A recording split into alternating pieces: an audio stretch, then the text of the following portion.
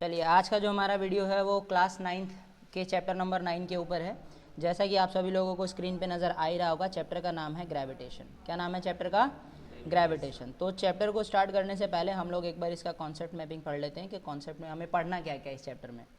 तो इस चैप्टर में हमें सबसे पहले पढ़ना है न्यूटन के यूनिवर्सल लॉ ऑफ ग्रेविटेशन के बारे में, ठीक है। उसके बाद हमें बॉयंट फोर्स के बारे में पढ़ना है। उसके बाद हमें एक्सेलरेशन ड्यू टू ग्रेविटी पढ़ना है, ठीक है। 3 चीज़ों के बारे में हमें जानना है। और अगर हम बात करें ग्रेविटी की, तो ग्रेविटी के अंदर एक ग्रेविटेशनल कांस्टेंट हम लोग यूज़ करते हैं, स्मॉल जी जिसको हम बोलते हैं। उसका एक फिक्स वैल्यू है 9.8 मीटर पर सेकेंड स्क्वायर, ठीक है। 9.8 मीटर पर सेकेंड स्क्वायर का ग्रेविटेशनल कांस्टेंट, या इसको हम क्या मान लेते हैं, ग्रेविटेशनल कांस्टेंट मानते हैं। और इस ग्रेविटेशनल कांस्टेंट की वैल्यू वैसे तो 9.8 मीटर पर सेकेंड स्क्वायर होती है, लेकिन कई बार हम लोग न्यूमेरिकल क्वेश्चन को जब सॉल्व करते हैं तो इसको डायरेक्टली 10 ले लेते हैं, ताकि हमारी कैलकुलेशंस क्या हो जाए, आसान हो जाए।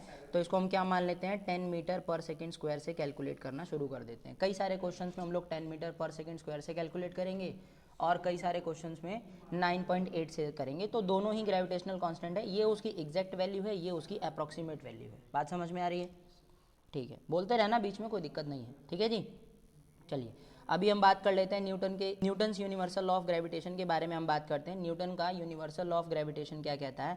तो न्यूटन ने एक फार्मूला दिया था, वो फार्मूला है हमारा capital G m1 m2 upon में r स्क्वायर, ठीक है। इसको हम अभी एक्सप्लेन में समझेंगे कि है क्या। अभी मैं आपको खाली फार्मूला बता देता हूँ क्या है। तो फार्मूले में क्या है, ग्रेविटेशनल कांस्टेंट है हमारा। उसके बाद m1 जो हमारा क्या होता है, m1 को हम बोलते हैं मास ऑफ फर्स्ट ऑब्जेक्ट, इसको बोलते हैं m2 को मास ऑफ सेकंड ऑब्जेक्ट, और r क्या हो जाता है, दो ऑब्जेक्ट के बीच का डिस्टेंस। जैसे मान लो कि एक ऑब्जेक्ट ये है और एक ऑब्जेक्ट ये है, तो इसका भी कुछ मास होगा, इसका भी कुछ मास होगा, दोनों ऑब्जेक्ट का अपना अपना मास होगा। इसको मान लेते हैं कि ये m1 है और इसको मान लेते हैं कि ये m2 है, और इनके बीच का एक डिस्टेंस होगा जिसको हम क्या मान लेते हैं, r।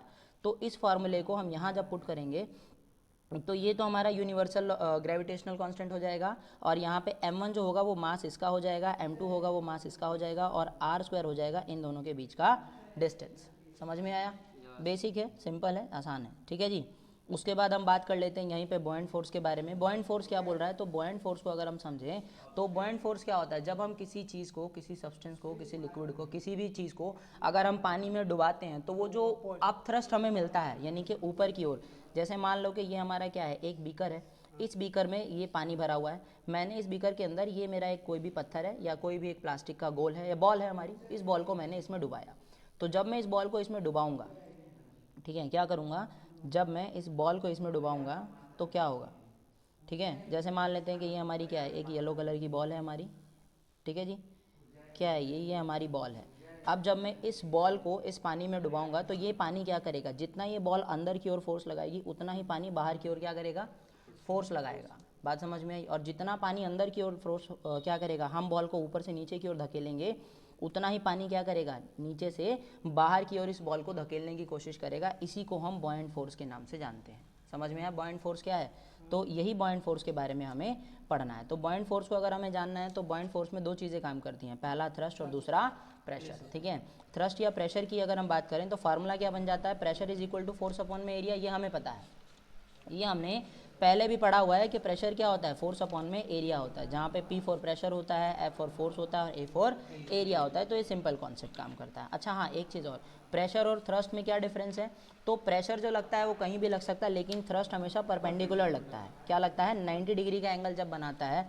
जैसे मान लो ये मेरा सरफेस है, इस सरफेस से अगर मेरा एंगल 90 डिग्री, एग्जैक्ट 90 डिग्री का एंगल है, तो मैं उसे प्रेशर ना कहकर क्या कहता हूँ, थ्रस्ट के नाम से जानता हूँ। बात समझ में आई? अब हमारा जो थर्ड कॉन्सेप्ट है, वो थर्ड कॉन्सेप्ट क्या कह रहा है, एक्सेलरेशन ड्यू टू ग्रेविटी। अच्छा, हमारे यहाँ हर चीज़, हमारी धरती पे अगर हम किसी चीज़ को ऊपर फेंकते हैं तो नीचे गिरती है ना जी। तो अगर कोई चीज़ को हम ऊपर फेंक रहे हैं और वो नीचे गिर रही है, तो उसका मतलब क्या है कि वहाँ पे कोई ना कोई एक्सेलरेशन लग रहा है। क्या लग रहा है? एक्सेलरेशन लग रहा है। कारण धरती के हर पॉइंट पर जैसे जैसे हम करीब आते जाते हैं, जैसे मान लो ये हमारा अर्थ है, हम जितना दूर जाएंगे ग्रेविटी उतनी ही वीक होगी, और जितना करीब आते जाएंगे ग्रेविटेशनल कांस्टेंट उतना ही स्ट्रॉन्ग काम करेगा, ग्रेविटी उतनी ही तेज़ी से खींचेगी, जिसकी वजह से हर पॉइंट पे हमारा एक्सेलरेशन क्या होता है, अलग अलग होता है। इसी को हम बोलते हैं एक्सेलरेशन ड्यू टू ग्रेविटी। बात समझ में आई?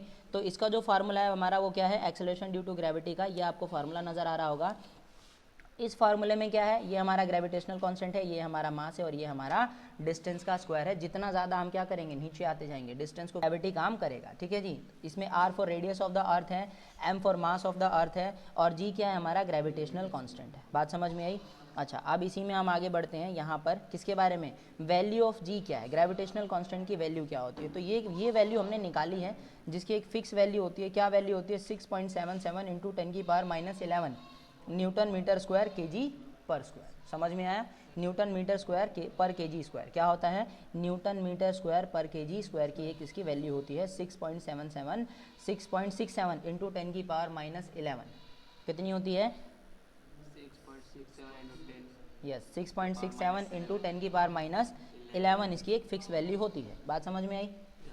चलिए अब हम अपने चैप्टर को स्टार्ट करते हैं। हमारे चैप्टर की थ्योरी में क्या क्या हमें पढ़ना है, तो सबसे पहले हमें पढ़ना है ग्रेविटेशनल फोर्स ऑफ अर्थ।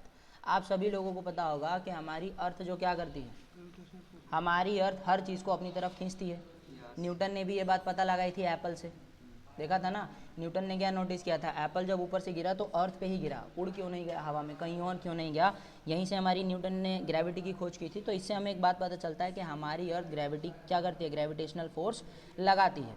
तो वही बोल रहा है कि if we release a small stone without pushing it from a height, मतलब अगर हम क्या करते हैं, किसी छोटे से पत्थर को बिना उसको पुश किए क्या करते हैं, एक हाइट से उसको नीचे करके रिलीज़ कर देते हैं, तो इट एक्सेलरेट्स टूवर्ड्स द अर्थ। वो क्या करेगा, अर्थ की ओर गिरेगा। जैसे मान लो कि ये अर्थ है, इस अर्थ पर अगर मैं, ये मान लो मेरा एक कोई पत्थर है, तो अगर मैं इसको सिर्फ छोड़ देता हूँ, फ्री कर देता हूँ, तो वो डायरेक्टली नीचे अर्थ की सरफेस की ओर आना शुरू कर देगा, अर्थ पर क्या करेगा, आना शुरू कर देगा। इसी को हम क्या बोलते हैं, the stone is accelerated towards the अर्थ। अब उस स्टोन के अंदर मोशन आ जाएगा और इसी मोशन को, इसी एक्सेलरेशन को क्या कहते हैं हम लोग, ग्रेविटी के नाम से जानते हैं। कारण ये जो ग्रेविटी है, ये जो एक्सेलरेशन है, ये किसकी वजह से है, अर्थ की ग्रेविटेशनल फोर्स। अगर कोई चीज़ किसी को अट्रैक्ट नहीं करेगी तो वो उसकी तरफ जाएगा ही क्यों। बात समझ में आ रही है। तो अर्थ अगर किसी को अट्रैक्ट कर रही है तो तभी तो उसके अंदर एक्सेलरेशन है, और अगर एक्सेलरेशन है तो उस एक्सेलरेशन का कारण है अर्थ का ग्रेविटेशनल फोर्स। बात समझ में आई।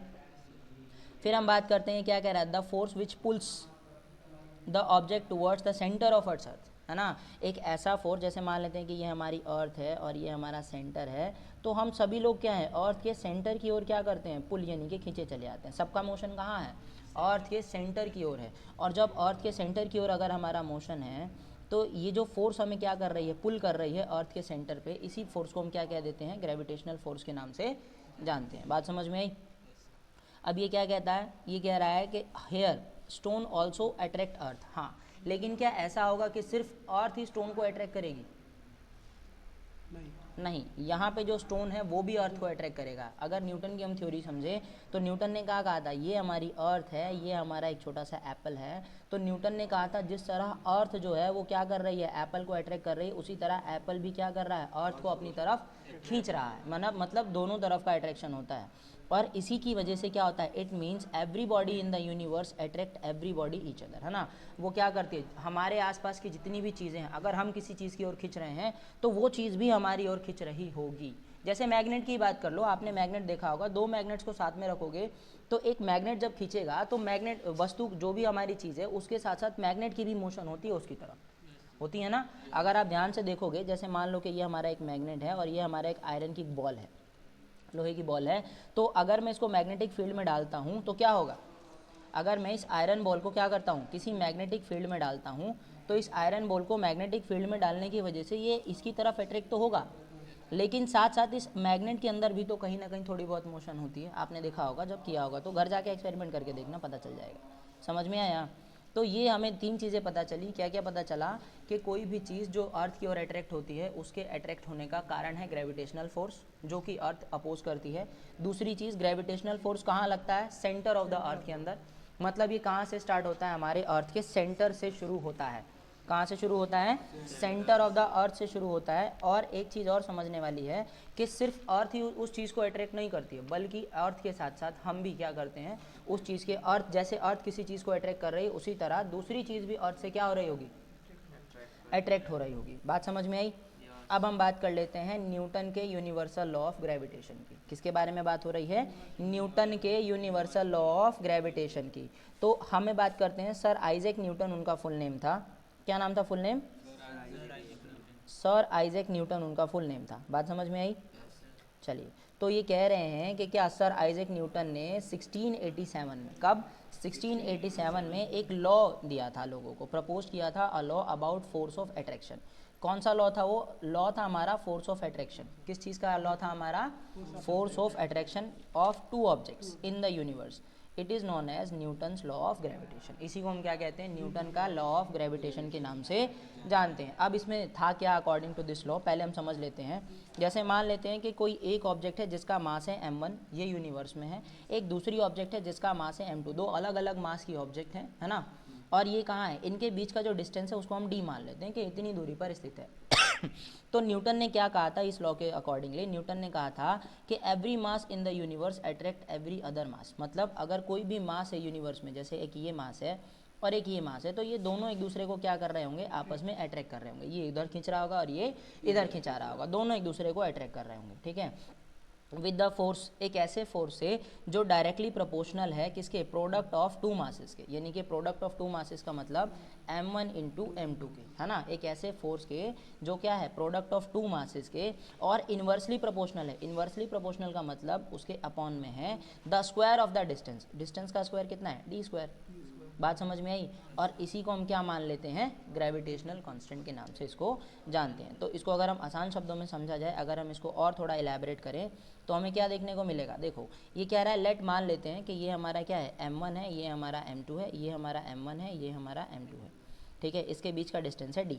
m1 और m2 दो अलग अलग ऑब्जेक्ट है, उनके बीच का डिस्टेंस है d, ठीक है। तो जो फोर्स होगा वो क्या होगा? फोर्स जो होगा वो डायरेक्टली प्रोपोर्शनल होगा, यानी कि force is directly proportional of product of two masses, यानी कि m1 इंटू m2 के। बात समझ में आई? उसके बाद कह रहा है कि फोर्स इन्वर्सली प्रोपोर्शनल होगा। इन्वर्सली प्रोपोर्शनल का मतलब 1/d स्क्वायर के, है ना। तो ये भी फोर्स के और ये भी फोर्स के बराबर है, तो हम क्या करेंगे? दोनों को फॉर्मूले को क्या करेंगे? कंडक्ट करेंगे, एक साथ जोड़ देंगे, और क्या मिलेगा हमें? फोर्स जो होगा वो डायरेक्टली और इन्वर्सली प्रोपोर्शनल होगा दोनों के मासेस के और उसके डिस्टेंस के स्क्वायर के, जैसा कि आपको यहाँ पे स्क्रीन पे नज़र आ रहा है। समझ में आ रहा है? अब अगर हम बात करते हैं, क्योंकि ये डायरेक्टली प्रोपोर्शनल का सिंबल है, इसको हमें क्या करना है? इक्वल टू में लेकर के आना है। तो एक कांस्टेंट देना पड़ता है। क्या करना पड़ता है? एक कांस्टेंट देना पड़ता है। उस कांस्टेंट को हमने कैपिटल जी माना। क्या माना? Capital G. तो कैपिटल जी बोले तो क्या हो जाएगा? कैपिटल जी को ही हम क्या बोलते हैं? ग्रेविटेशनल कांस्टेंट के नाम से जानते हैं। किसके नाम से जाना जाता है? तो हमारा मेन फार्मूला क्या बनेगा? अगर हम मेन फार्मूले की बात करें तो हमारा मेन फार्मूला क्या बनेगा? मेन फार्मूला बनेगा F is equal to G into में m1 इंटू में m2 अपॉन में d स्क्वायर। जहाँ पे m1 क्या है? m1 mass of first object है, m2 क्या है? मास ऑफ सेकंड ऑब्जेक्ट है, d क्या है? तो distance between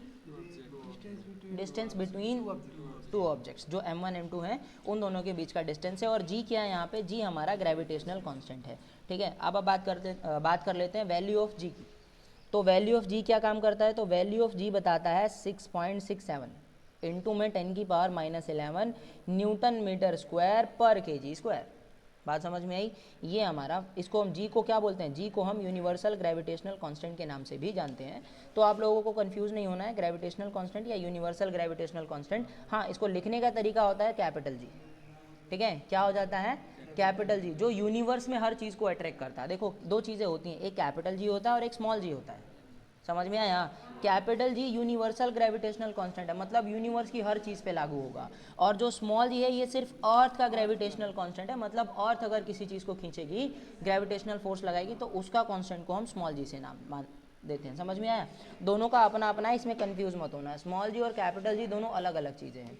universal gravitational constant को हम क्या मान लेते हैं? कैपिटल जी मानते हैं। कैपिटल जी क्या डिनोट करता है? कि यूनिवर्स में जो भी चीज़ एक दूसरे को अट्रैक्ट करेगी तो उसको हम कैपिटल जी से दिखाएंगे, उसका जो ग्रेविटेशनल कांस्टेंट होगा वो क्या बन जाएगा? कैपिटल जी बनेगा। और स्मॉल जी किसको दिखाया जाएगा? स्मॉल जी अर्थ के अट्रैक्टिव कांस्टेंट को, यानी कि अर्थ के अंदर जो ग्रेविटी है उसके कांस्टेंट को दिखाने के लिए हम किसका यूज़ करेंगे? कैपिटल जी का, स्मॉल जी का। समझ में आया? Any doubt? पक्का? ठीक है। अब बात कर लेते हैं भाई, अगर क्योंकि एक मैथमेटिकल फार्मूला है जिसको हम लोग एग्जैक्ट वैल्यू निकाल सकते हैं, तो जब कोई भी चीज़ मैथमेटिकली निकाली जाती है तो उसकी कोई मेजरिंग यूनिट भी होनी चाहिए ना। और उस मेजरिंग यूनिट को हम SI यूनिट के नाम से जानते हैं या यूनिट के नाम से जानते हैं। तो उसकी यूनिट क्या होनी चाहिए?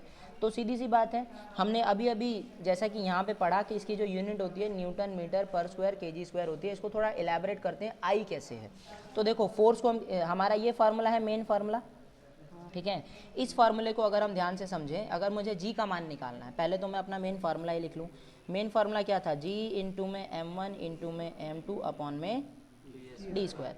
इधर से मुझे जी का वैल्यू निकालना है, तो जब मुझे जी का वैल्यू निकालना पड़ेगा तो मैं क्या करूँगा, फोर्स को डिस्टेंस के स्क्वायर से मल्टीप्लाई कर दूंगा और अपॉन में क्या कर दूंगा, m1 इंटू में m2। ठीक है, अब इस फार्मूले को ध्यान रखना, ये हमारा किसके लिए फार्मूला है, जी के लिए। और हमें ऐसा यूनिट भी किसकी निकालनी है, जी की ऐसा यूनिट निकालनी है। कैसे निकाली जाएगी, फोर्स को किस में मापा जाता है, हैं, फोर्स को किस में मापा जाता है, यस, फोर्स को हम किस में मापते हैं, न्यूटन में। तो ये हो जाएगा, एक सेकेंड, फोर्स हो जाएगा हमारा न्यूटन में। ठीक है, डिस्टेंस को किस में मापा जाता है, मीटर में मापते हैं, तो मीटर का स्क्वायर, क्योंकि डी स्क्वायर है, समझ में आया। अपॉन में क्या हो जाएगा, मास को किस में मापा जाता है, केजी में, इनटू में दूसरा भी मास है वो भी केजी में होगा। तो हमारा जो मेन यूनिट बनेगा वो क्या बनेगा, न्यूटन मीटर स्क्वायर पर केजी स्क्वायर। बात समझ में, ऐसा यूनिट आई कैसे है, ऐसा यूनिट का इलेबोरेशन समझ में आया कैसे आया है, कोई डाउट? हाँ भाई, कोई डाउट? ठीक है, जोर से बोलो, फिर जोर से बोलो, कोई दिक्कत नहीं है। ठीक है जी, अब हम बात कर लेते हैं रिलेशन की। क्या कह रहा है ये, हमारा जो मेन टॉपिक है उसके अंदर आता है हमारा relation between Newton's third law of motion and Newton's law of gravitation. ये दोनों एक दूसरे के क्या हैं, रिलेटेड रहते हैं। न्यूटन का तीसरा लॉ ऑफ मोशन, अब हमें ये जानना पड़ेगा न्यूटन का तीसरा लॉ ऑफ मोशन क्या कहता है। तो न्यूटन का तीसरा लॉ ऑफ मोशन कहता है कि every object exerts equal and opposite force, ठीक है, on other object but in opposite direction. मतलब कोई भी ऑब्जेक्ट है वो उतना ही इक्वल और अपोजिट फोर्स लगाएगा अपोजिट डायरेक्शन में। एग्जाम्पल के लिए अगर हम बात करें, जैसे मान लेते हैं कि इसको मैं क्या करना चाहता हूँ, पुश कर रहा हूँ इधर, नहीं इससे तो नहीं होगा, हाँ डब्बे से बनाकर देख, जैसे ये मेरा क्या है, एग्जाम्पल के लिए समझ लो ये मेरा ग्राउंड है, ठीक है, ये मेरा क्या है, ये मेरा ग्राउंड है और इस पर एक बॉक्स रखा हुआ है। ठीक है, इस बॉक्स को अगर मैं 10 न्यूटन के फोर्स से क्या कर रहा हूँ, उधर की ओर धकेल रहा हूँ, तो इस बॉक्स के सरफेस की वजह से एक फोर्स लगेगा 10 न्यूटन का, वो भी कहाँ, अपोजिट डायरेक्शन में। तो ये न्यूटन का तीसरा नियम क्या कह रहा है, तीसरा नियम कि every object, her object equal and opposite force exert करेगा, उतना ही इक्वल और अपोजिट फोर्स। जैसे अगर मैं इसको 10 न्यूटन से धकेल रहा हूँ तो ये 10 न्यूटन का ही अपोजिट फोर्स लगाएगा, किस तरफ, अपोजिट डायरेक्शन में। कौन से डायरेक्शन में, अगर मेरा फोर्स ऑफ डायरेक्शन यहाँ है तो उसके द्वारा इक्वल और अपोजिट फोर्स लगाने का फोर्स ऑफ डायरेक्शन कहाँ होगा, इस तरफ होगा। बात समझ में आई, ये न्यूटन का तीसरा नियम था, इसको हम अभी आसान समझते हैं। फिर ये क्या कह रहा है इसी में, according to the Newton's law of gravitation. अब न्यूटन के लॉ ऑफ ग्रेविटेशन को भी समझ लेते हैं। तो कहता है every mass in the universe attract the every other mass. ये हमने न्यूटन का लॉ ऑफ ग्रेविटेशन पढ़ा था कि हर ऑब्जेक्ट जो है यूनिवर्स में एक दूसरे को क्या करती है, अट्रैक्ट करती है। अब ये क्या कह रहा है कि in case of free fall, अगर कोई चीज़ फ्री फॉल है, फ्री फॉल का मतलब, फ्री फॉल का, हाँ, फ्री फॉल का मतलब बीच में कोई भी फोर्स नहीं है, वो चीज़ सिर्फ और सिर्फ क्या कर रही है, अपनी स्वेच्छा से नीचे गिर रही है, तो उस पर सिर्फ और सिर्फ एक फोर्स लगेगा ग्रेविटेशन का। समझ में आया? तो कह रहा है कि in case of free falling the stone, free falling stone and earth, क्या है, stone is attract towards the earth, बिल्कुल सही है। That means attract the stone, but according to the Newton's third law of motion the stone should also attract the earth. बात सही है कि नहीं?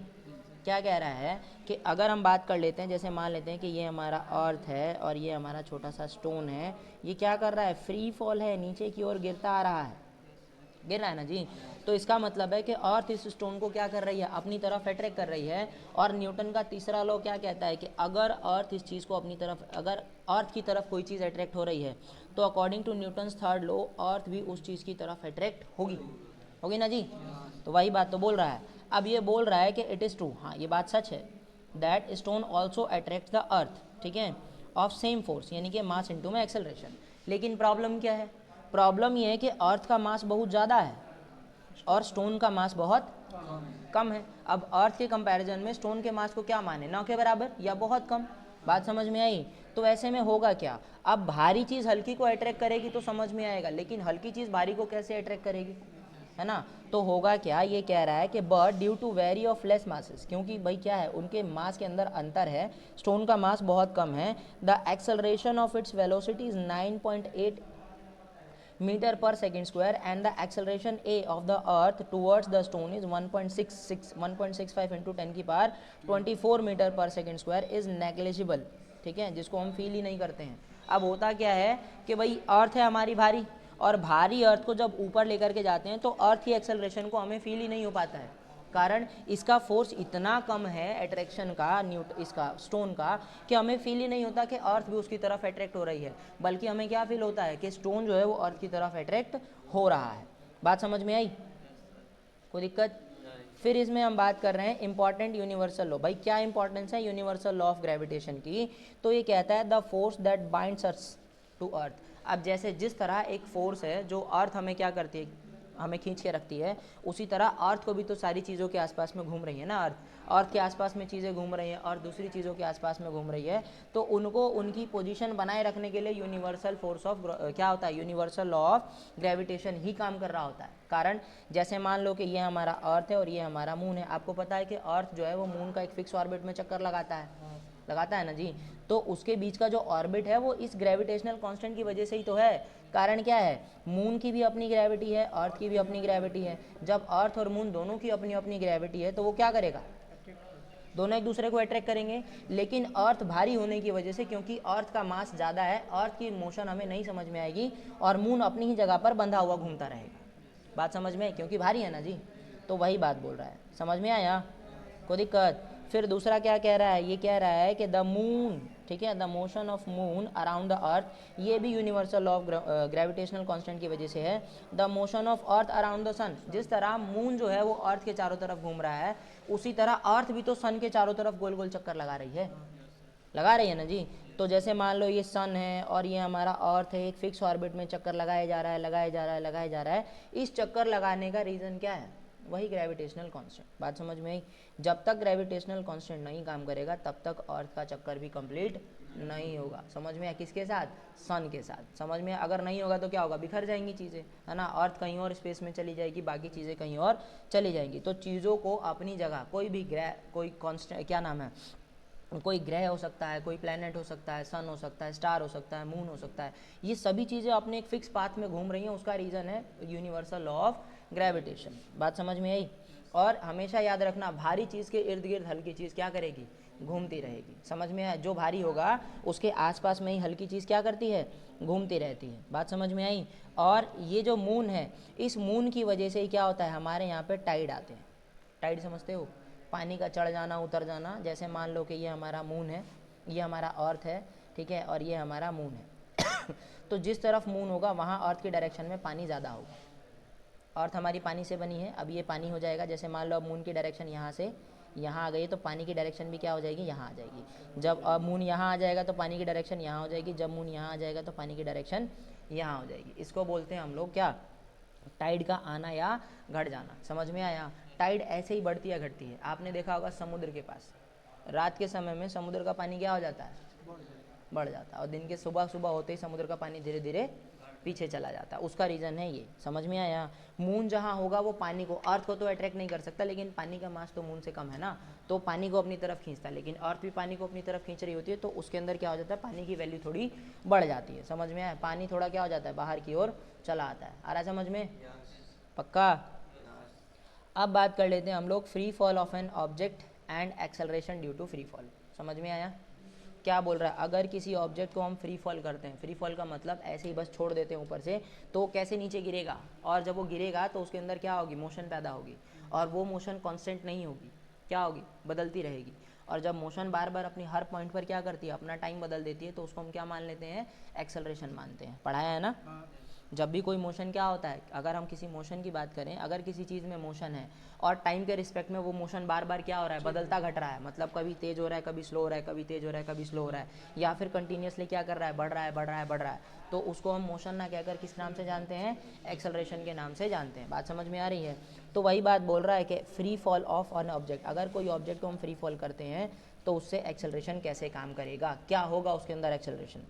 तो क्या कह रहा है, when an object is throne upward, जब हम किसी ऑब्जेक्ट को ऊपर की ओर फेंकते हैं, जैसे मान लो हम कोई पत्थर ऊपर फेंकते हैं, है ना जी, जैसे मान लेते हैं कि ये एक लड़का है, ठीक है, अब इस लड़के ने क्या किया, एक पत्थर ऊपर ऊपर ऊपर ऊपर यहाँ पे पत्थर फेंका, ठीक है, उसने क्या किया, इस पत्थर को ऊपर थ्रो किया। जब ये पत्थर को ऊपर थ्रो करेगा तो पत्थर एक पॉइंट तक ऊपर जाता रहेगा, जाता रहेगा, जाता रहेगा। फिर एक टाइम आएगा जब वो पत्थर ऊपर जाना बंद हो जाएगा, है ना, एक मैक्सिमम लिमिट तक पहुंचेगा, और फिर उस लिमिट के बाद वो पत्थर वापस अपनी डायरेक्शन बदलेगा और नीचे की ओर आना शुरू कर देगा, और फिर सीधा ज़मीन पर, हमारी अर्थ पर आकर के टकराएगा। समझ में आया? इसको बोलते हैं हम फ्री फॉल। जब किसी पर कोई मोशन ना लग रहा हो, कुछ नहीं लग रहा हो, हम किसी चीज़ को ऊपर भेजें और कोई चीज़ ऊपर से बिना किसी रुकावट के, बिना किसी रोक टोक के अर्थ की सरफेस की ओर गिरे या अट्रैक्ट हो, तो उसे क्या कहा जाता है? फ्री फॉल के नाम से जाना जाता है। तो वही बता रहा है कि भैया फ्री फॉल कैसे होगा। तो कह रहा है कि जब हम किसी ऑब्जेक्ट को ऊपर की ओर फेंकते हैं, ठीक है, और उसकी वजह से वो अर्थ के सरफेस पर क्या करता है, ऊपर जाता है, और ऊपर जाने के बाद एक सर्टेन हाइट के बाद, यानी कि एक पर्टिकुलर हाइट के बाद वो क्या करता है, नीचे गिरना चालू करता है। कहाँ? अर्थ की ओर। तो it is because the earth gravitational force exerted on it. और ये क्यों होता है? क्योंकि अर्थ की जो ग्रेविटेशनल फोर्स है वो उसके ऊपर लग रही होती है। समझ में आया? इसकी वजह से क्या होगा? This fall under the influence of earth is called free fall. इसी फॉल को, जो अर्थ के ग्रेविटेशनल फोर्स की वजह से हो रहा है, उसको क्या कह देते हैं हम लोग? ग्रेविटेशनल फोर्स नहीं, फ्री फॉल के नाम से जानते हैं। समझ में आया? फिर क्या कहता है? इस फ्री फॉल के दौरान, during this free fall, direction do not change. हाँ भाई, डायरेक्शन तो नहीं बदलती है, क्योंकि चीज़ सीधा अर्थ की ओर आ रही होती है, तो डायरेक्शन तो नहीं बदलेगी। ऐसा तो नहीं है कि जैसे मान लो ये हमारा अर्थ का सरफेस है और ये पत्थर है, तो ये ऐसे ना गिरकर ऐसे ऐसे गिरता हुआ आएगा। नहीं, ऐसा नहीं होता है। होता है क्या कभी? नहीं, जो चीज़ जैसे ऊपर जाती है उसी डायरेक्शन में नीचे आकर के गिर जाती है। तो कह रहा है कि डायरेक्शन तो नहीं बदलती है। बात समझ में है? डायरेक्शन क्यों नहीं बदलती है? लेकिन जब डायरेक्शन नहीं बदलती है, लेकिन उसकी जो वेलोसिटी है वो बदलती रहती है। मतलब हर पॉइंट पर उसकी जो स्पीड है वो क्या हो जाती है? इंक्रीज होती रहती है, जैसे जैसे वो अर्थ के करीब आ रहा होता है। ठीक है, चेंजेस। और क्या होता है इसकी वजह से? The rate of change of velocity, उसको हम क्या मान लेते हैं? एक्सेलरेशन मानते हैं। The rate of change in velocity को क्या माना जाता है?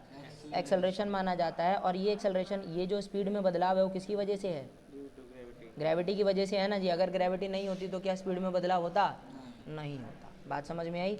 वही बात बोल रहा है। अब इस एक्सेलरेशन को या इस ग्रेविटी के फोर्स को हम किससे दिखाएंगे? स्मॉल जी से।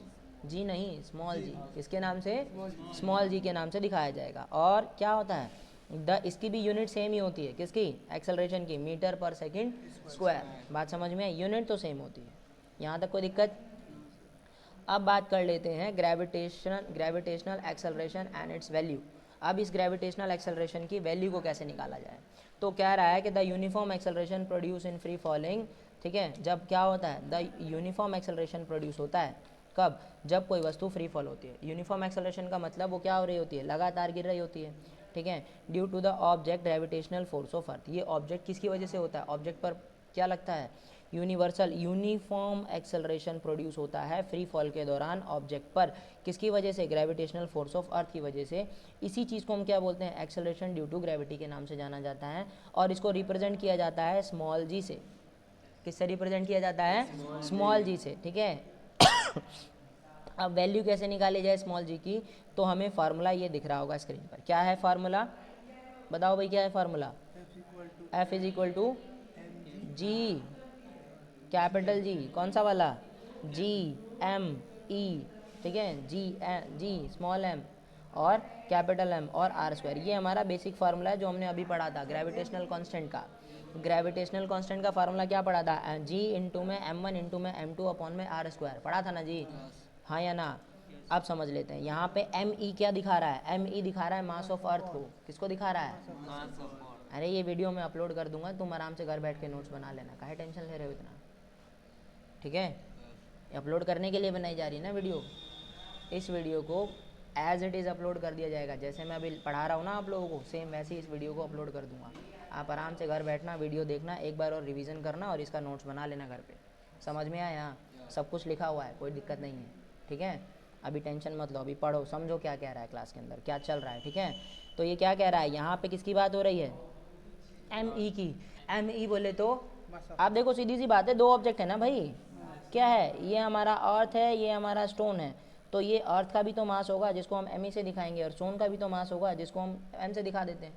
हमें पता चल जाएगा दो चीज़ों का अलग अलग मास है। और इन दोनों के बीच की दूरी भी तो होगी जिसको हम डी स्क्वायर या फिर किसके नाम से, आर स्क्वायर के नाम से दिखाएंगे। समझ में आया? तो वही चीज़ तो बता रहा है, ये हमारा बेसिक फार्मूला है। ठीक है, अब हो क्या रहा है यहाँ पे, ये कह रहा है कि इसकी एक्सेलरेशन को कैसे मापा जाएगा। तो कह रहा है कि एक चीज़ हमको पता है, एक्सेलरेशन ड्यू टू ग्रेविटी यानी कि फोर्स की वजह से। एक्सेलरेशन एक फोर्स क्या है हमें पता है, force is equal to mass into में ग्रेविटेशनल होता है, क्या होता है, F is equal to M G या एम ए होता है वैसे तो, लेकिन क्योंकि एक्सेलरेशन ग्रेविटी की वजह से है तो यहाँ पे A बराबर जी होगा, जितना ग्रेविटेशनल कांस्टेंट होगा उतना ही एक्सेलरेशन भी होगा। तो हम सीधा सीधा क्या कर रहे हैं, जी की जगह पे किसको, A की जगह पे किसको पुट कर दे रहे हैं, जी को पुट कर दे रहे हैं। बात समझ में आई। अब ये भी फोर्स के बराबर है, और जो हमने अभी फार्मूला पढ़ा था कौन सा वाला, F is equal to G into में एम इंटू में एम ई इंटू में एम अपॉन में आर स्क्वायर, अभी पढ़ा था ना। तो ये भी फोर्स के बराबर है, ये भी फोर्स के बराबर है। तो क्या मैं दोनों को एक दूसरे के इक्वल रख सकता हूँ, बिल्कुल रखा जा सकता है मैथमेटिकली। तो मैंने क्या किया, दोनों को इक्वल रख दिया। क्या किया, एम जी बराबर क्या हो जाएगा, G M E upon into में एम अपॉन में आर स्क्वायर। ठीक है, अब इससे होगा क्या, ध्यान से समझना, ये वाला m और ये वाला m कट जाएगा, कारण क्योंकि ये वाला m भी स्टोन का m है और ये वाला m भी स्टोन का m है। बात समझ में आई, ये दोनों कट जाएंगे, बचेगा क्या, g is equal to M E upon में आर स्क्वायर, यही बचेगा, हाँ या ना। अब यहाँ पे हम क्या करेंगे, कैपिटल G की वैल्यू हमने निकाली थी 6.673 इंटू में 10 की पावर -11 निकाली थी ना जी। तो ये हम यहाँ पे वैल्यू पुट कर देंगे कैपिटल G की, दिख रही है वैल्यू। अब मास ऑफ अर्थ हमें पता है क्या होता है, मास ऑफ अर्थ होता है 6 इंटू में 10 की पावर 24 kg, है ना जी। ये एक फिक्स वैल्यू है, सबको पता होनी चाहिए।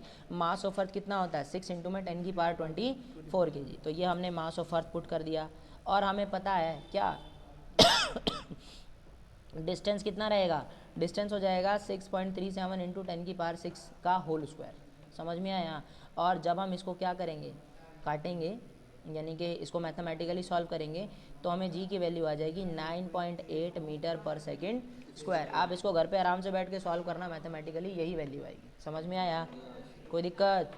अब बता रहा है रिलेशनशिप, किस चीज़ का रिलेशनशिप, बिटवीन बड़का जी और छोटका जी, यानी कि यूनिवर्सल लॉ ऑफ ग्रेविटेशन के अंदर और हमारा नॉर्मल ग्रेविटेशनल कांस्टेंट जो अर्थ के द्वारा अपोज होता है, उन दोनों में क्या रिलेशन है। तो जो हमने अभी फार्मूला निकाला वही रिलेशन है भाई, जो फार्मूला अभी हमने निकाला वही रिलेशन होगा ना।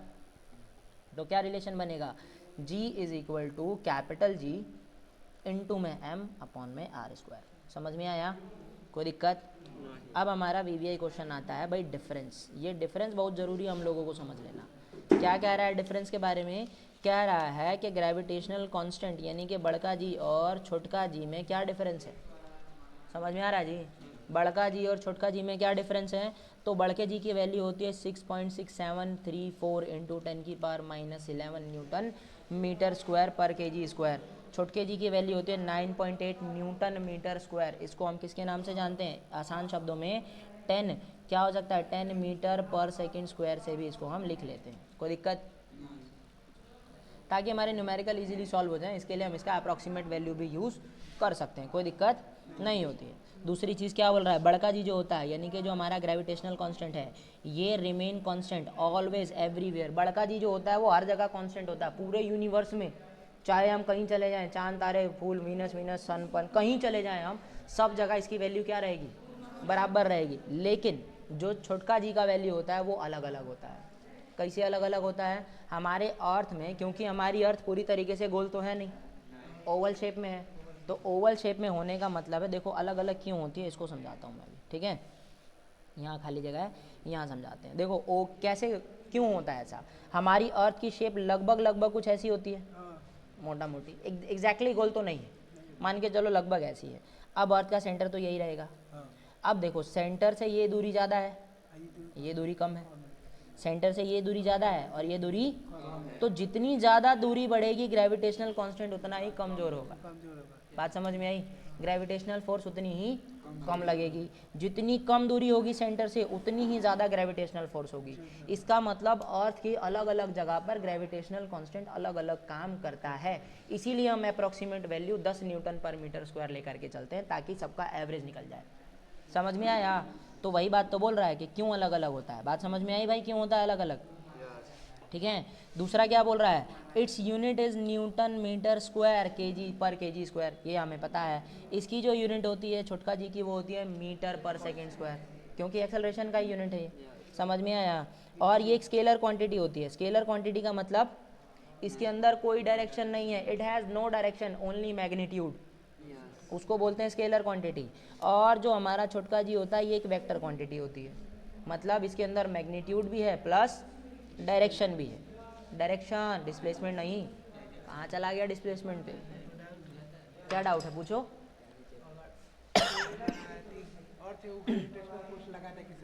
हाँ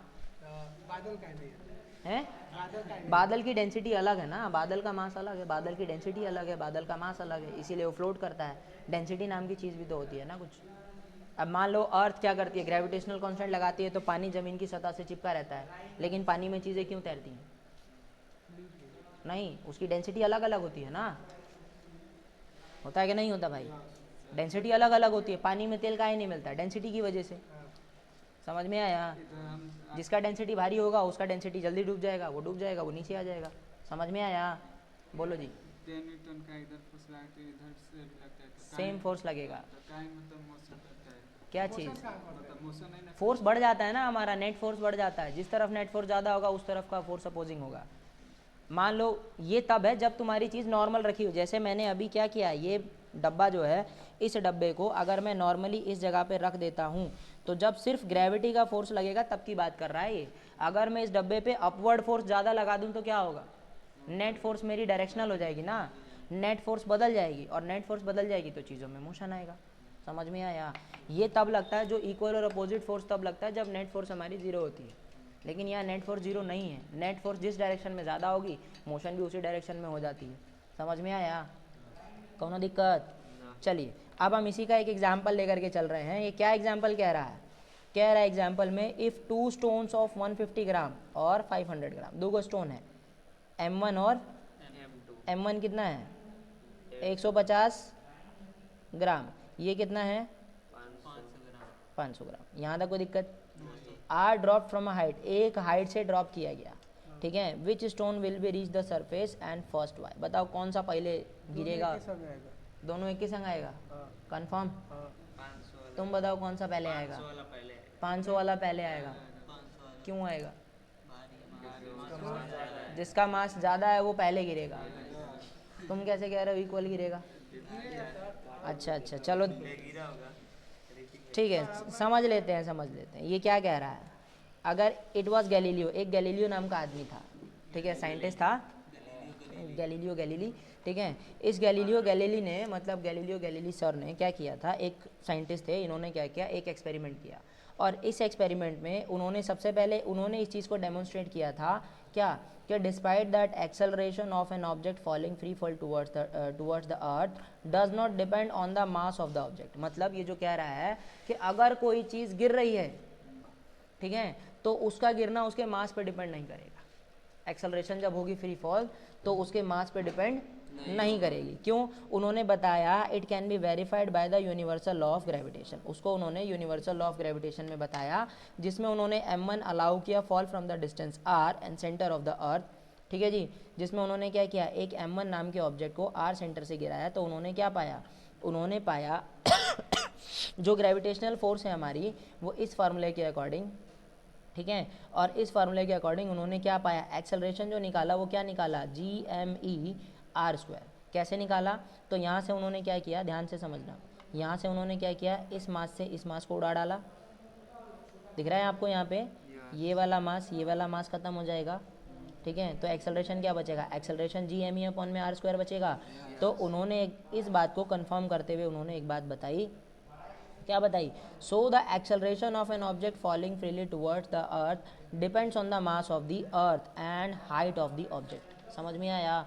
तो उन्होंने बताया कि एक्सेलरेशन जो है वो क्या है, वो डिपेंड कर रहा है किस पे, मास पे और डिस्टेंस पे, मतलब कितनी दूरी से वो चीज़ गिर रही है।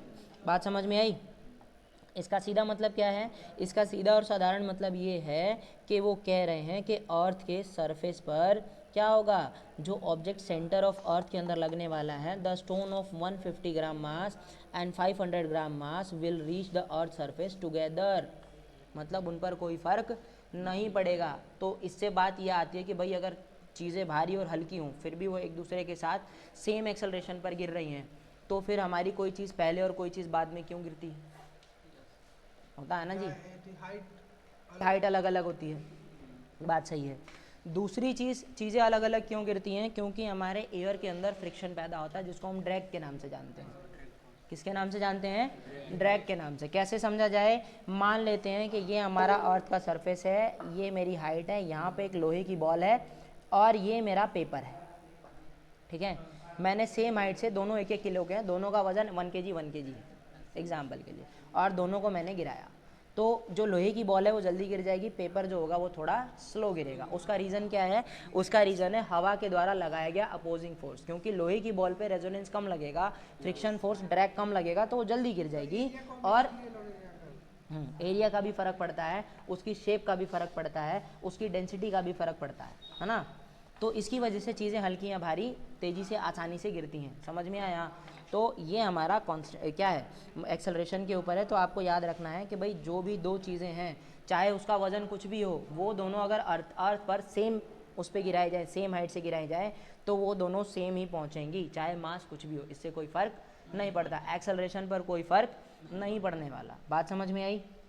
कोई दिक्कत? ठीक है। अब क्या बात कर रहा है? Equation of motion when an object falling freely towards the अर्थ, ठीक है। जब हम किसी ऑब्जेक्ट को ऊपर फेंकते हैं और ऊपर फेंकने के बाद नीचे लेकर के गिराते हैं, तो उसकी इक्वेशन ऑफ मोशन क्या बनेगी? तो इसके दो केस बनते हैं। पहला कौन सा है? केस 1 क्या कहता है? When an object falling towards the earth with initial velocity u, then क्या होगा? Velocity v and after t seconds. मतलब ये कह रहा है कि भाई एक इनिशियल वेलोसिटी से, शुरुआती वेलोसिटी u से अगर कोई ऑब्जेक्ट t टाइम में गिर रहा है, कितने समय में गिर रहा है? t समय में गिर रहा है, तो हमारी वेलोसिटी क्या होगी, है ना। तो बोल रहा है कि v is equal to u plus में gt। क्या हो जाएगा? v is equal to u plus में gt। यहाँ पे v क्या है? v हमारी फाइनल वेलोसिटी है। मतलब जब गिरेगा तब उसकी लास्ट में अर्थ की सरफेस पे टकराने के टाइम पे उसकी कितनी स्पीड होगी, उसको हम किससे माप लेंगे? v से माप लेंगे। u क्या होगा? u वो वाली स्पीड होगी जहाँ से चीज़ गिर रही है। जैसे इसको समझो। ये हमारा अर्थ का सब्जेक्ट है, अर्थ है हमारा, और ये कोई चीज़ गिरने वाली है, स्टोन हमारा गिर रहा है मान के चलो। तो यहाँ पर जो उसकी गिरने की वेलोसिटी होगी उसको हम u मानेंगे। क्या मान लेंगे? u मान लेंगे। और यहाँ पर टकराने के टाइम पे जो वेलोसिटी बनाएगा उसको हम v मान लेंगे। और यहाँ से यहाँ तक आने में उसने जो टाइम लिया उसको हम t मान लेंगे। और इस टाइम के बीच में जो उसने एक्सेलरेशन पैदा किया उसको हम a मान लेंगे। और यही एक्सेलरेशन किसी वजह से, ग्रेविटी की वजह से, इसलिए एक्सेलरेशन को g मान लिया जाएगा। समझ में आया? तो होगा क्या? v is equal to u plus में gt। समझ में आया? अब क्या बोल रहा है? Height covered in t second. अगर हाइट कितनी कवर करेगा तो h जो होगा कितनी कवर हाइट करेगा। अगर हम कह दें कि भैया बताओ, अगर कोई चीज़ इतनी भारी है, इतने सेकंड तक गिरती है, तो कितनी ऊंचाई से गिर रही होगी, कितनी हाइट उसने कवर की होगी, हो सकता है ना भाई। तो क्या होगा? h is equal to u t plus में half of g t square. समझ में आया? तो ये हमारा इक्वेशन बन जाएगा हाइट निकालने के लिए। समझ में आया? अब ये क्या कह रहा है? Relation between v and u। अगर दोनों के बीच का क्या है रिलेशन, जब हमें t के बारे में बताया ही ना हो कि कितना टाइम है, तो हम सीधा डालेंगे v square is equal to u square plus 2gh। समझ में आया? तो v square is equal to u square plus 2gh। यहाँ पे g क्या है? Gravitational constant of earth. h क्या है? Height of the object. समझ में आया? u क्या है? यहाँ पे g क्या है? ग्रेविटेशनल कांस्टेंट ऑफ द अर्थ। और h क्या है हमारा? हाइट ऑफ द ऑब्जेक्ट, कहाँ से वो चीज़ गिर रही है। बात समझ में आई? कोनो दिक्कत? ठीक है, आगे बढ़े। चलिए अब बात कर लेते हैं केस 2 की। केस 2 क्या कह रहा है? केस 2 कहता है कि when an object falling from rest position means initial velocity is 0, ठीक है। देन अगर कोई चीज़ रेस्ट पोजीशन से गिर रही हो, जैसे मान लो कि यहाँ और यहाँ पे कोई क्या है, पेड़ है, ठीक है, ये हमारा पेड़ है, ठीक है। इस पेड़ पे एक फल लगा है, मान लेते हैं एप्पल लगा है। अब ये एप्पल शुरुआत में रेस्ट में है, जब ये एप्पल पेड़ पे से टूटेगा तो सीधा आएगा कहाँ? नीचे आएगा। तो कह रहा है कि जब कोई चीज़, अब ये शुरू में था तो ये तो रेस्ट में था ना जी, तो कह रहा है कि जब रेस्ट में होगा तब एक्सेलरेशन क्या होगा। ये तो वो था जब हमने फेंका था, है ना। जब कोई ऑब्जेक्ट रेस्ट में होगा तो हमारी इनिशियल वेलोसिटी क्या हो जाएगी, क्योंकि उस समय तो चल ही नहीं रहा है। और फाइनल वेलोसिटी निकालने के लिए हम क्या करेंगे? v is equal to G T कर देंगे, काम खत्म। क्योंकि इनिशियल वेलोसिटी तो 0 है। और अगर आपको बताना है कि भाई t सेकंड में कितनी हाइट कवर करेगा, तो half of g t square हो जाएगा, ठीक है। जब t का वैल्यू ना दिया हो तो v और u में क्या रिलेशन होगा? v square is equal to G 2 into में जी एच। समझ में आया? यहाँ पे g क्या है? g is gravitational constant of अर्थ, और h क्या है? h is the height of the object. समझ में आया? कोई दिक्कत? चलिए अब हम बात कर लेते हैं इसके अंदर किसकी? केस 3 की। केस 3 क्या कहता है? केस 3 कह रहा है कि when an object throw vertically toward upward initial velocity is u and gravitational acceleration will be negative. अब हम क्या कर रहे हैं, यहाँ पे खड़े हैं, ठीक है, एक लड़का खड़ा है, मान लेते हैं अंकुश खड़ा है, अंकुश ने पत्थर फेंका यहाँ ऊपर, जब उसने उसको फेंका तो उसकी इनिशियल वेलोसिटी u थी, फाइनल वेलोसिटी v थी, बात समझ में आई। और यहाँ पे एक्सेलरेशन क्या होगा, नेगेटिव हो जाएगा, क्यों, क्योंकि नीचे से ऊपर की ओर जा रहा है ना जी, तो एक्सेलरेशन क्या हो जाएगा, नेगेटिव हो जाएगा। तो वेलोसिटी क्या हो जाएगी, बोल रहा है वेलोसिटी ऑफ फाइनल वेलोसिटी क्या होगी t सेकेंड्स में, v is equal to u minus में gt, क्योंकि एक्सेलरेशन नेगेटिव है, बात समझ में आई। अब क्या बोल रहा है, height covered in t second में कितना ऊपर जाएगा, तो h is equal to u t minus में half of g t square, समझ में आया। यहाँ पे t टाइम है, u इनिशियल वेलोसिटी है, g हमारा ग्रेविटेशनल कांस्टेंट या एक्सेलरेशन है, समझ में आ रहा है। उसके बाद बोल रहा है कि जब v और u का रिलेशन क्या होगा, जब t के बारे में बताया ही ना हो, मेंशन ही ना किया हो, तो v square is equal to u square minus 2gh, समझ में आया जी, कोई दिक्कत। अब हम बात कर ले, तो हमारा नेक्स्ट टॉपिक है मास। कौन सा टॉपिक है, मास। मास के बारे में समझ लें, अभी तक हम इससे पहले बहुत सारी चीज़ें पढ़ चुके थे कि मास ये होता है, मास ये है, मास वो है, ग्रेविटेशनल कांस्टेंट तो मास है ना, हमने बहुत सारा मास के बारे में पढ़ा है, m1 m2 m3 m4 पता नहीं कितनी सारी चीज़ें हमने अभी फार्मूलों में पढ़ी, लेकिन इसमें एक चीज़ नहीं समझ में आई, मास है क्या, ठीक है। तो आप समझते हैं कि मास एक्चुअली में मास है क्या, हम जो मास की बात कर रहे हैं कि mass of earth, mass of anything, वो है क्या मास। तो उस मास के बारे में पढ़ते हुए हम समझते हैं कि मास क्या है। तो देखो थ्योरी में कह रहा है कि मास ऑफ अ बॉडी, यानी कि किसी भी बॉडी का जो मास है वो क्वांटिटी ऑफ मैटर है ऑब्टेन यूनिट, मतलब अगर कोई चीज़, जैसे मान लेते हैं कि भाई ये मेरी एक दीवार है, क्या है, दीवार है। अब इस दीवार में मुझे क्या लगे, मैंने किससे बनाई होंगी इस दीवार को, इस दीवार को ईंटों से बनाया होगा, मेन इसके अंदर क्या लगा होगा, ये जो आप देख रहे हो, इसका मतलब क्या है, अगर मेरी ये दीवार है तो इस दीवार में कितनी ईंटें लगी हैं वही इसका क्या है, मास है, बात समझ में आई। इसी को हम क्वांटिटी ऑफ मैटर कहते हैं, क्योंकि हर चीज़ किससे मिलकर बनी होती है, मैटर से मिलकर बनी है। मैटर क्या है, हर चीज़ मैटर कहलाती है, जो हमारे आसपास की चीज़ें हैं। तो ये कह रहा है कि मास का मतलब क्या है, मास का मतलब अगर कोई चीज़ बनी हुई है, ठीक है, तो वो कितने मैटर से मिलकर बनी हुई है उसको कहते हैं मास। आप समझिए मास क्या है, तो मास एक स्केलर क्वांटिटी है। स्केलर क्वांटिटी का मतलब मास के अंदर सिर्फ और सिर्फ क्या मिलेगा, एक मैग्नीट्यूड मिलेगा, कोई भी डायरेक्शन मास के अंदर नहीं होती है, समझ में आया। मास के अंदर क्या होता है, सिर्फ और सिर्फ एक मैग्नीट्यूड होता है, ठीक है, which has only magnitude but no direction. अच्छा एक बात समझिए, काम की चीज़ें क्या हैं, काम की चीज़ें ये हैं कि मास जो होता है ना, अच्छा मान लो कि ये मेरी जो दीवार है ये 100 ईंटों से मिलकर बनी है, कितनी ईंटों से, 100। अच्छा मान लो, अब इसको अगर मैं दिल्ली में बनाऊँ तो 100 ईंटें रहेंगी, गुजरात में बनाऊँ तो, चांद पे बनाऊँ तो, कहीं और धरती पर, प्लूटो पर, या फिर वीनस पर, मरकरी पर, मार्स पर, या कहीं स्पेस में बनाऊँ ये दीवार तो 100 ईंटों से ही बनेगी। इसका मतलब mass of matter never change, चाहे कुछ हो जाए, मास जो होता है वो बदलता नहीं है। बात समझ में आई। मास की जो एसआई यूनिट है वो क्या है, मास को हम मापते किस में है, तो भैया मास को मापने के लिए हम एक एसआई यूनिट यूज़ करते हैं, उस एसआई यूनिट का नाम क्या है, केजी।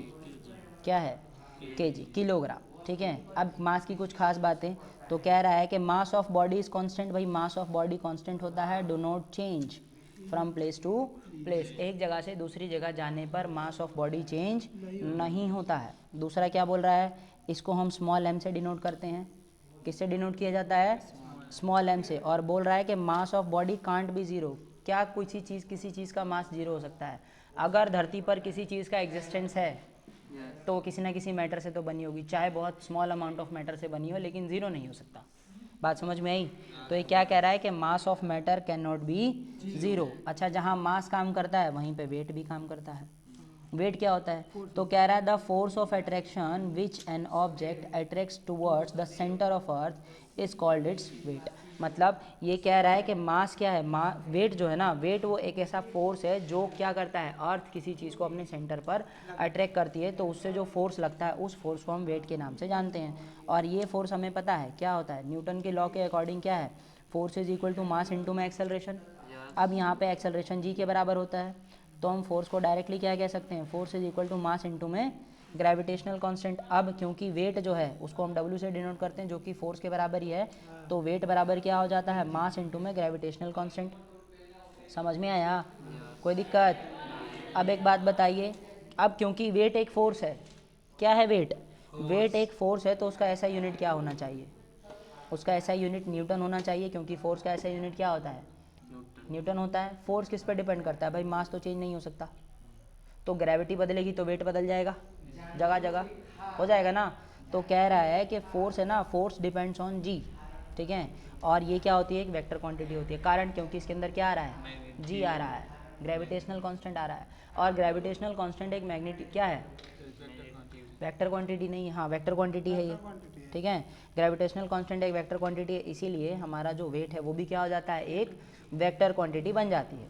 अब कहना क्या चाह रहा है भाई, relation between 1 kg of weight into newton. तो कह रहा है कि force is equal to weight is equal to mass into में ग्रेविटेशनल कांस्टेंट। अब 1 kg ऑफ वेट क्या होगा, 1 kg का मतलब मास कितना हो जाएगा, 1 kg, ठीक है, और उसका ग्रेविटेशनल कांस्टेंट कितना हो जाएगा, 9.8 मीटर पर सेकंड हो जाएगा।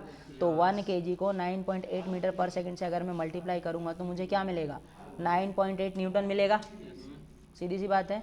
तो मेरा रिलेशन क्या बनाएगा, तो मेरा रिलेशन बनाएगा, क्या बनाएगा रिलेशन, देखो बता रहा है कि so the gravitational force attract the object of mass 1 kg is called 1 kg of weight. मतलब किसी 1 किलो मास को अट्रैक्ट करने के लिए जितनी ग्रेविटेशनल फोर्स लगेगी उसको हम क्या कह देंगे, 1 kg ऑफ वेट कहेंगे। बात समझ में आई, कोई दिक्कत?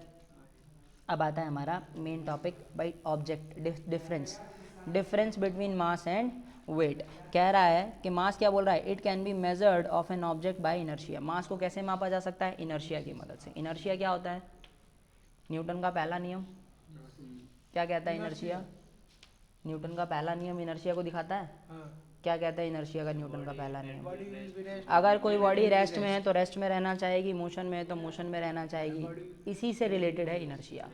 किससे रिलेटेड है इनर्शिया, इसी से रिलेटेड है। होता क्या है इनर्शिया, तो जब हम मोशन में होते हैं और अचानक से ब्रेक लगती है गाड़ी की, तो हमारी बॉडी इनर्शिया में होती है, अचानक से रुकना चाहती है, गाड़ी रुक जाती है, बॉडी आगे की ओर दगड़ा जाती है, फॉरवर्ड मोशन, बैकवर्ड मोशन। जब हम गाड़ी रेस्ट पे होती है और हम बाइक या कार में अचानक से जब वो चलनी स्टार्ट करती है तो हम पीछे की ओर धक्का लगता है, उसको इनर्शिया कहते हैं। जब हमारी गाड़ी या बाइक मुड़ती है, बैंड लेती है, तो जिस तरफ का टर्न होता है हमारी पूरी बॉडी वहाँ पे झुक जाती है, उसको इनर्शिया के नाम से जाना जाता है। बात समझ में आई, वो इनर्शिया है।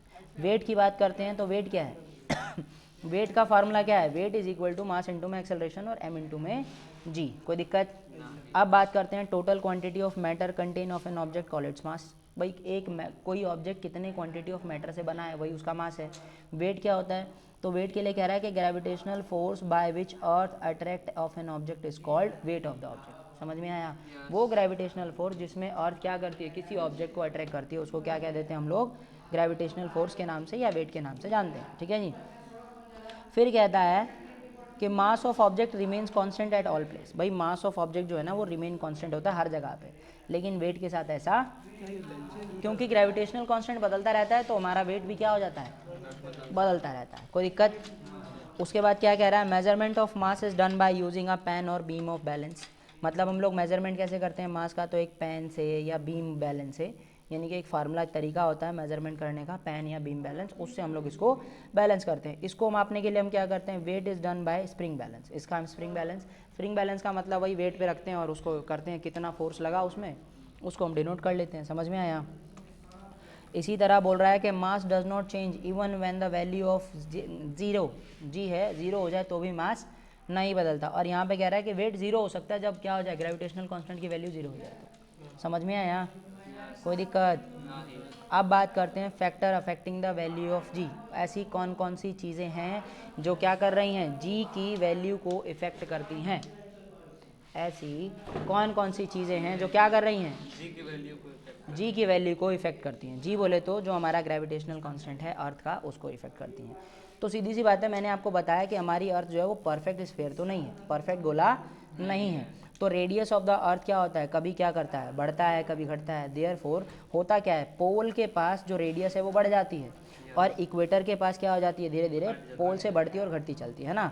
तो बोल रहा है कि the most of the calculations can be take constant of the surface closer to it, यानी कि ज़्यादातर जो हम कैलकुलेशन करते हैं वो ऐसी जगह रख करके करते हैं जहाँ पे क्या होता है, क्या होता है जहाँ पे हमारी चीज़ अर्थ के सरफेस के क्लोज में हो। जैसे अर्थ के सरफेस में क्लोज हो हम वहीं कैलकुलेशन करते हैं, ये नहीं कि यहाँ पे कोई चीज़ है तो उसकी कैलकुलेशन करेंगे, नहीं, हम कैलकुलेशन करेंगे वो अर्थ के सरफेस से बहुत क्लोज होनी चाहिए, जितनी क्लोज हो सके उतनी क्लोज हो।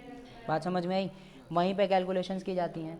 लेकिन but as we move away the earth can use the equation, जैसे जैसे हम दूर जाते रहते हैं तो अर्थ क्या करती है, ग्रेविटेशनल कांस्टेंट का इक्वेशन लगाती है, gm/d², पढ़ा है ना हमने।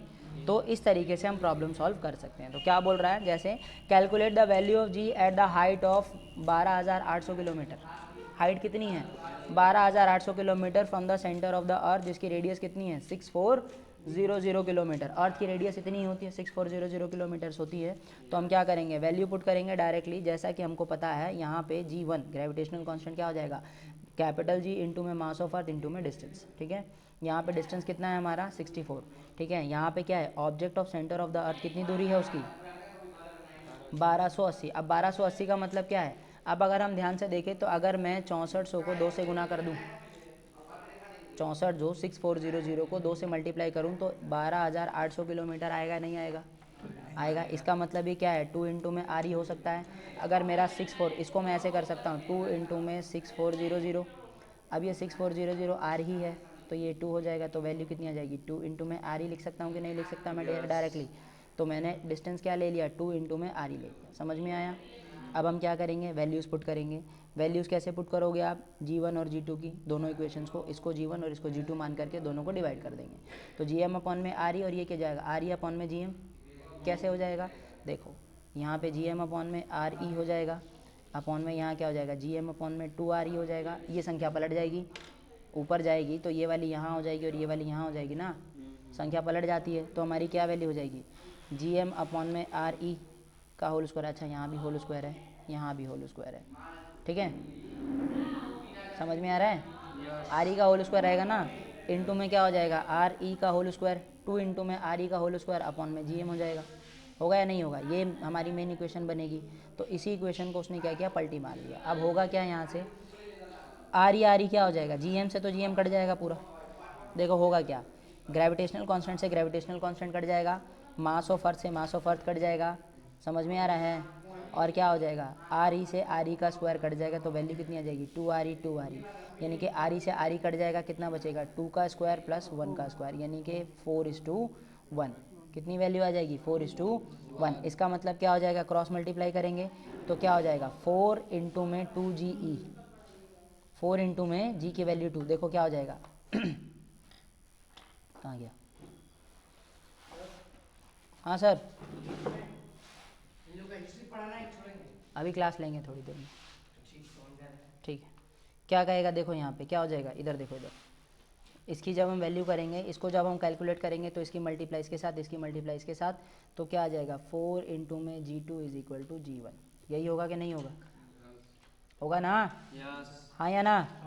तो सीधी सी बात है, जब हम इसको सॉल्व करेंगे तो क्या मिलेगा हमें, बोल रहा है the value of gravitational acceleration G at a distance of 1280 kilometre, 12,080 kilometre of centre of earth is equal to कितना 1/4 हो जाएगा, मतलब उसका 1/4 हो जाएगा। कितना हो जाएगा 1/4, समझ में आया। इसका सीधा मतलब क्या है, the weight of an object on moon is 1/6 of the weight of the, क्यों क्योंकि 1/4 है तो 1 में से 1/4 घटा दो, 1/6 ही बचेगा, बचेगा ना जी। तो क्या आएगा 1/6 हो जाता है हमारा मास ऑफ दी मून। अब ये क्या कह रहा है, इसको थोड़ा सा एलैबोरेट किया उसने, क्या बोला उसने, let mass of an object, उसको हम m मान लेते हैं, इट्स वेट ऑफ, इसका जो वेट है कितना, weight on earth means the force which attracts the earth towards the centre, उसको क्या मान लेते हैं हम लोग, तो Fe फोर्स आ जाएगा हमारा, Gm हमारा जो बेसिक फार्मूला है याद है ना, G इंटू में M1 इंटू में M2 अपॉन में R²। तो यही तो फोर्स का फार्मूला लगा है, यहाँ पे G हो जाएगा, ये मास ऑफ अर्थ हो जाएगा, ये हमारा नॉर्मल मास जो उसको अट्रैक्ट कर रहा है, और ये दोनों का डिस्टेंस हो जाएगा। समझ में आया, वैल्यू पुट करी उसने। अब जब इसने वैल्यू पुट करी तो यहाँ से क्या हो जाएगा, फोर्स Gm मास का मास हो जाएगा, M रह जाएगा।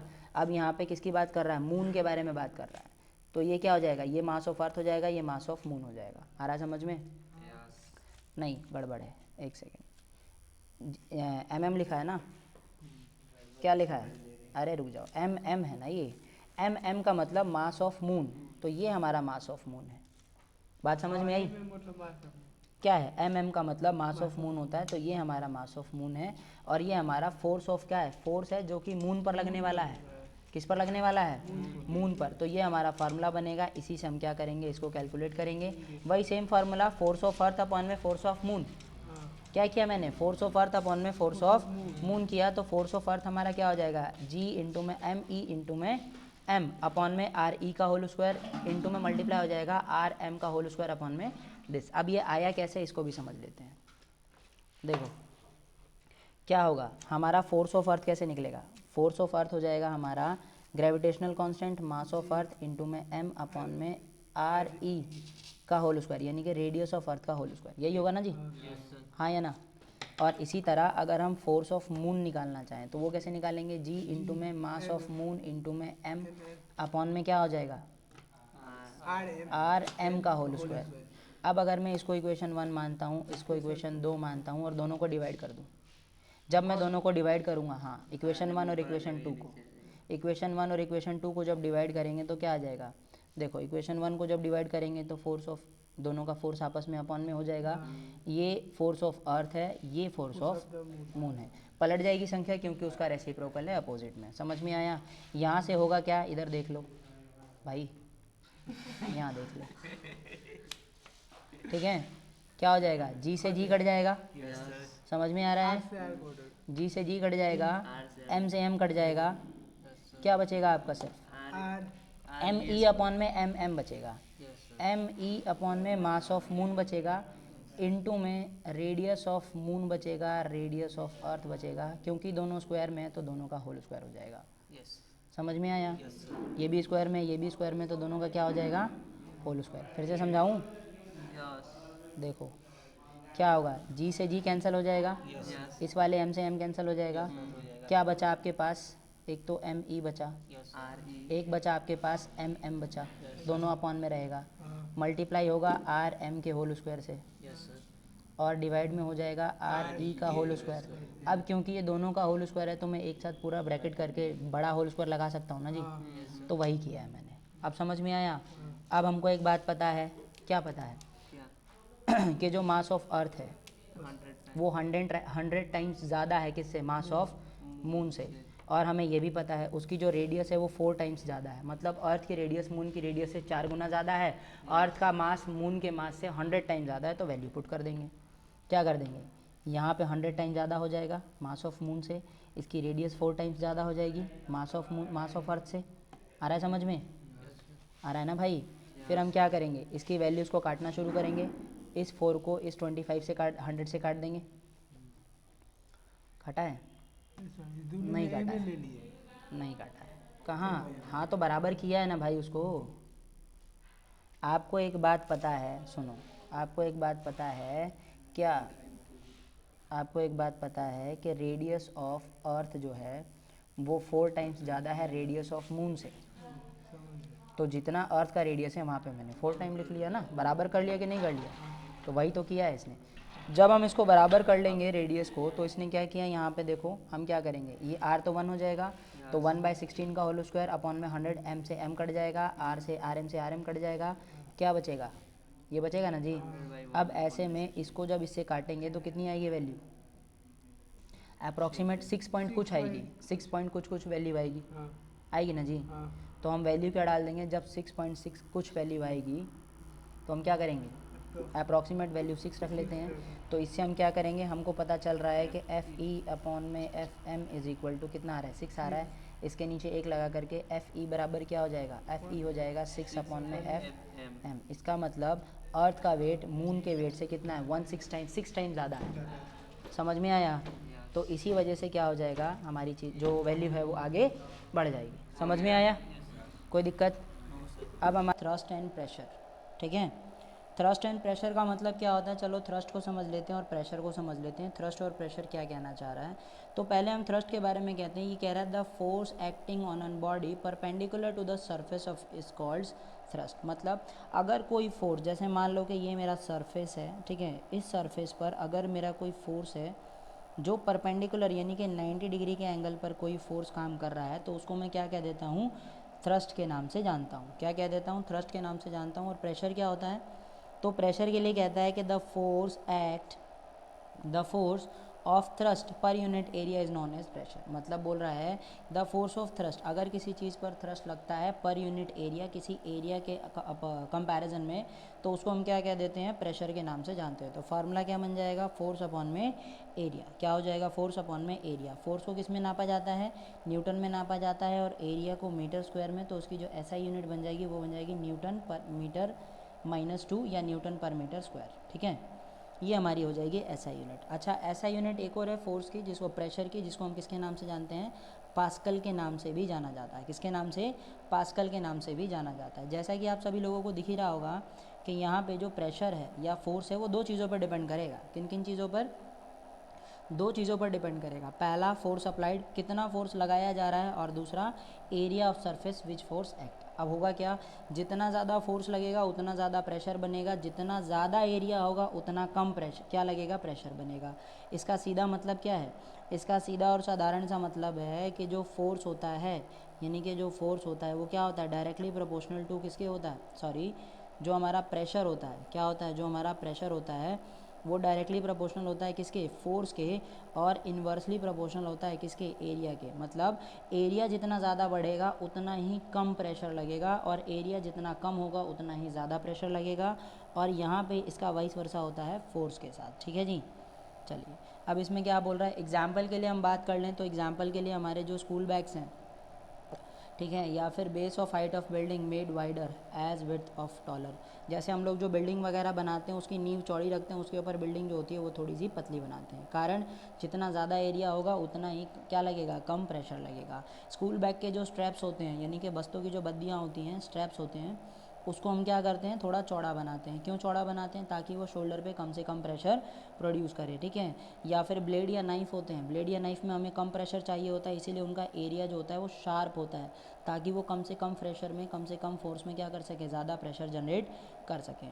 ठीक है, और कहता है कि all liquid and glasses are fluids and they exert pressure in all direction. मतलब जितने भी लिक्विड हैं, फ्लूइड्स हैं, गैस हैं, ये हर डायरेक्शन में, जैसे मान लेते हैं कि इस कंटेनर में मैंने क्या किया, कोई लिक्विड भर दिया है, तो इस कंटेनर की जितनी भी वॉल्स होंगी, ठीक है, चाहे ऊपर नीचे दाएं बाएं, सब जगह ये क्या करेगा, प्रेशर लगाता है। ठीक है, अब हम बात कर लेते हैं बॉयंसी की। बॉयंसी क्या होती है इसके बारे में भी समझ लिया जाए। ठीक है, जैसा कि आपको नाम से ही पता चल रहा है बॉयंसी क्या है, तो बॉयंसी का मतलब होता है अपवर्ड फोर्स। क्या होता है, upward force experience by an object when it's immerse in a fluid. मतलब अगर मैं किसी फ्लूइड के अंदर एक लिक्विड को क्या कर दूं, अंदर से इमर्ज कर दूं, तो लिक्विड उसको बाहर की ओर धकेलता है, ऊपर की ओर धकेलता है।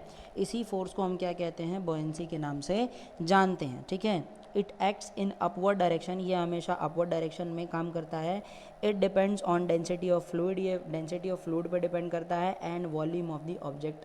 ठीक है, दो चीज़ों पर डिपेंड करता है। ठीक है, जिसका सीधा और साधारण मतलब क्या है कि अगर कोई ऑब्जेक्ट फ्लोट करेगा, कब करेगा, जब बॉयंसी की फोर्स क्या होगी, ज़्यादा होगी ऊपर से लगने वाले फोर्स के कंपैरिजन में, तो ऑब्जेक्ट फ्लोट करेगा। क्या होगा, जब force of gravitation attraction on earth surface is greater than buoyancy exert on a surface, वो क्या करेगा, कोई भी ऑब्जेक्ट जो होगा वो सिंक हो जाएगा। मतलब अगर ऊपर की फोर्स ज़्यादा है, नीचे से लगने वाली फोर्स यानी कि बॉयंट फोर्स कम है, और ऊपर की जो अट्रैक्टिव फोर्स है, ग्रेविटेशनल फोर्स है, वो ज़्यादा है, तो ऑब्जेक्ट धीरे धीरे सिंक करना चालू कर देगा, डूब जाएगा।